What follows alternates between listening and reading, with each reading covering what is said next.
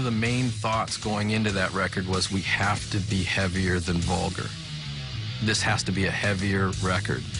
And I was thinking to myself, how is that possible? You know, how do we do that?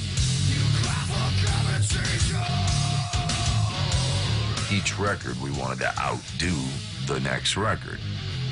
And we just said, we're going to make the most balls-out, kick-ass record we can make.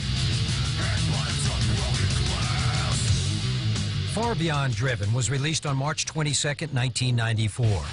Without significant radio or MTV play, it debuted at #1 on the Billboard charts. That was the most abrasive record I could ever imagine, and it went and blew up the charts at #1 and just scared everybody, which was great. And it was funny because all the magazines you'd read and see it'd say, overnight sensation, Pantera. You know, we're like, we've been out slaving on the road for 4 hard years and 7 years in the nightclubs before that. It was a pretty exciting time. For metal, to have a band like Pantera come out and enter the charts at #1, it just showed you that there's no way you can't kill this, because there will always be a band that's going to fly that flag in the face of everything else. And Pantera was the band in the 90s that did that you could actually say saved metal. But the keepers of heavy metal's incendiary flame were about to get burned by their own lead singer.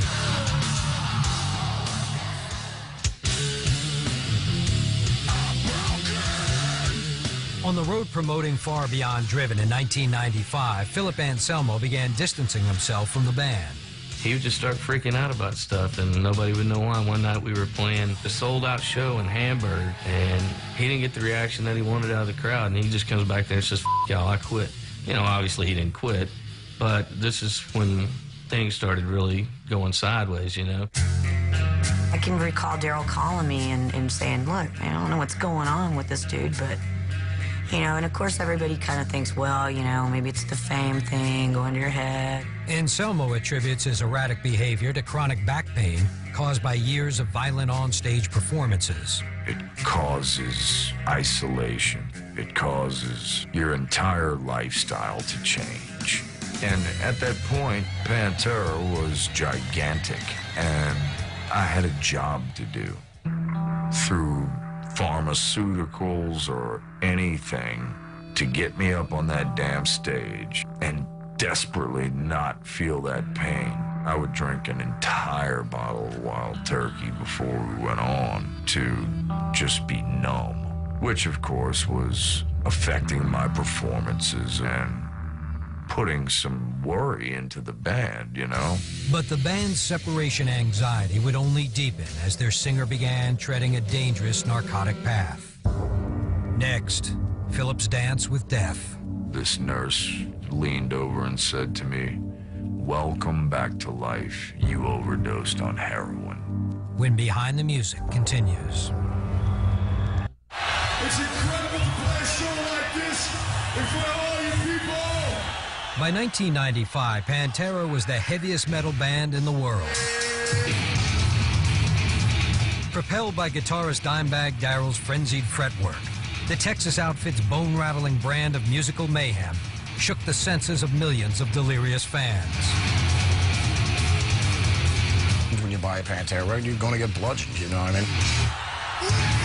Pantera is about as metal gets, you know? We were a machine. That's the way we operated.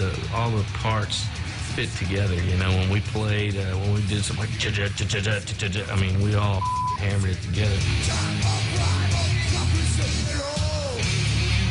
But on stage, the Pantera machine was showing signs of malfunctioning. As the crowds grew larger, singer Philip Anselmo became increasingly unpredictable. Initiative out there. He wouldn't treat the fans with any respect, wouldn't treat us with any respect. Quit making all this stupid noise. Just, you didn't want to be around him. He was a miserable person, you know? I could get the ground to crack in half and have everybody dive into it. You know, yeah, I could tell people to take off all their clothes and have an orgy on the floor, and they would do it, you know? Phil had a lot of opinions, and I would just listen to what he was saying, and I would say, oh, jeez. I got a big mouth and a big so take your choice. Get the lawyers on the phone. There's going to be a riot. The political. We're Just as Pantera was scaling their greatest heights, Anselmo was hitting bottom. Burdened by agonizing back pain, the singer's erratic antics threatened to take down America's toughest band. You never knew what Phil was going to get on stage. Some nights you'd get the Bulldog, and other nights you'd get the dude on 12 Somas or whatever he was on and laying on his back screaming in the mic. You know, it was embarrassing. He always complained about his back. We all told him all the time, get x-rays, go to the doctor, let's get it fixed so we can get on with this, and he never would. They wanted to fuse the discs from the front, cut a piece of my hip out to use the actual bone as the cartilage part. And I was like, well, what's the recovery time on something like this? Oh, well, it's gonna be about a year and a half. I'm like, a year and a half? No way, man. I've got work to do. To maintain Pantera's frantic pace, Philip dabbled with more dangerous solutions for his perpetual pain. I was really turned on to heroin. I realized that it would numb me out so much that the pain was gone. And that's like putting a Band-Aid over cancer. As the drugs dulled Philip's pain, he continued to isolate himself from the band. During the recording of 1996's The Great Southern Trendkill, Philip cut his vocals in New Orleans, while Dime, Rex, and Vinny laid down tracks in Texas. He would do his vocals, and then I would bring him back to Texas after 2 weeks, and they would hear him. So there was more of a disconnect between the two. It was the only way we could work at that time. I was unapproachable. My mind was not my own, and it was filled with discord, if anything. It was just real uncomfortable, man. It was just what the fun was gone, you know? The unity that we once had wasn't there. At the time, I didn't know anything about heroin. I had no clue what it was. On July 13th, 1996, an hour after a triumphant homecoming show at the Starplex in Dallas, Texas, Philip overdosed on heroin. His heart stopped beating for nearly 5 minutes. Somebody comes running around the corner and says, Phil's out. I saw him laying on the ground blue and people hitting on him and all this. And I was like, damn, dude had heat frustration. I said, no, dude, he OD'd on heroin. I'm like, heroin? You gotta be kidding. No way, not Phil Anselmo. The paramedics get there and they put him back on the couch and give him a shot, I guess, of adrenaline and put the oxygen on him and pump his chest and revive him. I didn't know what had happened, and had all these tubes hooked up to me, and I sat straight up and threw up immediately. This nurse leaned over and said to me, "Welcome back to life. You overdosed on heroin." The following night, Philip apologized to his bandmates and crew, but Pantera would never be the same again. I had never felt smaller in my entire life. I begged for their forgiveness, and I promised them and I swore to them that this would never happen again. It was definitely a wake-up call for all of us. It's like something that's been obvious in front of your face for years and years, and you go, aha! I thought I could do anything, and there wasn't a damn thing that could beat me. I was wrong. I was wrong. Philip's ongoing struggle with heroin was slowly tearing Pantera apart.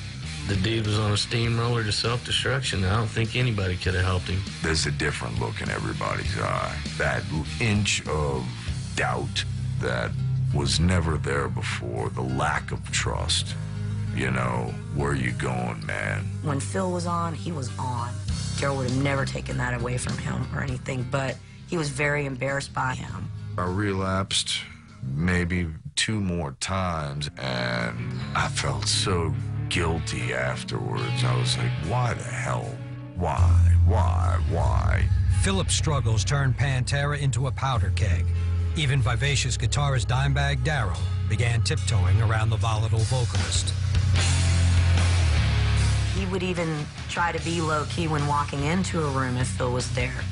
on purpose. Like he would kind of shadow his own personality just so that it didn't ruffle his feathers. Dime and Vinny walked on eggshells for way too many years, waiting on that dude, waiting to see what that dude was gonna do, how he was gonna react to a certain situation. The shell-shock band didn't return to the recording studio for 4 years. While 2000's Reinventing the Steel was packed with Pantera's sledgehammer swagger, old tensions resurfaced on the road. Daryl would make an effort to go over before the show to do a shot with him and go check on him after. He was pushing away all the people that really loved him and cared about him. It was the same stuff, the same song list, the same. Once again, the communication was so bad that no one would even go to Phil and talk about changing the set list before a tour started. In late 2001, the band's tour was abruptly cut short by the tragedy of 9/11. They had no idea they had performed together for the last time. Next, a shocking murder in Columbus, Ohio. It was like a real bad movie. None of it seemed real whatsoever. None of it. None of it. When Behind the Music continues. After going full throttle for nearly 2 decades, Pantera hit the brakes in the fall of 2001. But vocalist Philip Anselmo wasn't ready to pull back. He quickly returned to the road with a side project called Down, joined by Pantera bassist Rex Brown. The last thing that he told us when we finished Reinventing the Steel tour was like, I'm going to go home and take a year off. My back's hurting. I'm done with it for a while. A month later, he's putting out the Down album and recording it. He even said, I'm not trying to tour on it. In 6 months, you'll have your new Pantera record.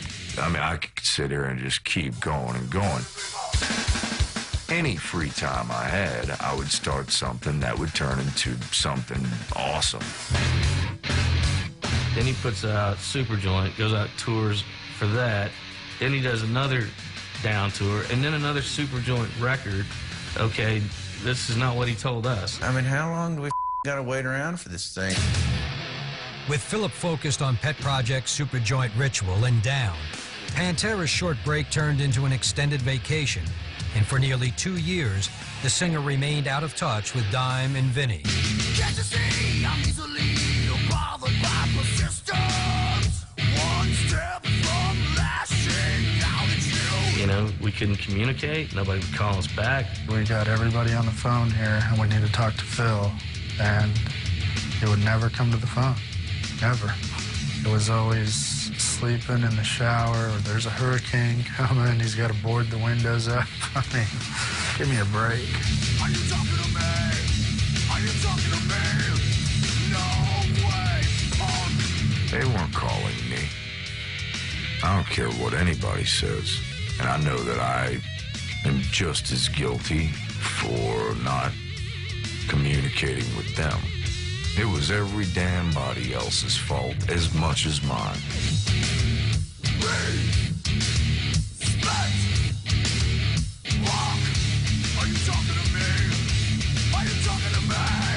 It was a bunch of he said, she said nonsense that was going on, and I didn't get in the middle of it. A lot of it was nothing but horror.